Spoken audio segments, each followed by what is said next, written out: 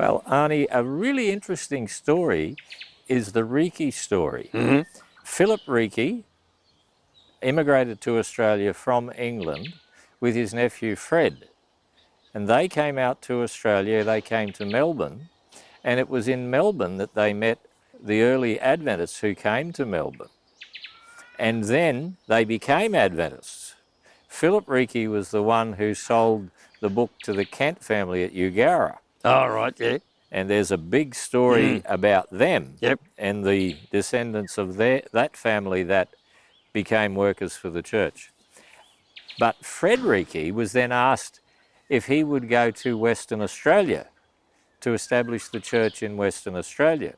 So he went there with his wife and family, and he had a bicycle, Arnie, like bicycle. this. Okay, yep. And for 6 years, he rode on his bicycle around parts of Western Australia with books like this one, The Great Controversy, that he would sell to people. Okay, yep. And he went as far east as Coolgardie, and then he also went south, and he went as far north as Geraldton. Wow. Which is quite a way when you're riding a bike. That's a lot of riding.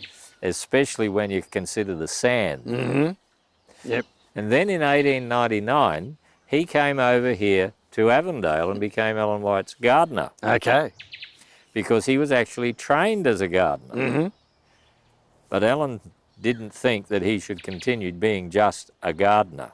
He should go back to selling books and spreading the gospel message from selling books. And so his family based here, he went up as far as Brisbane and other places south and west, taking his bike with books in the bags, selling books to people so that they could come to know Jesus.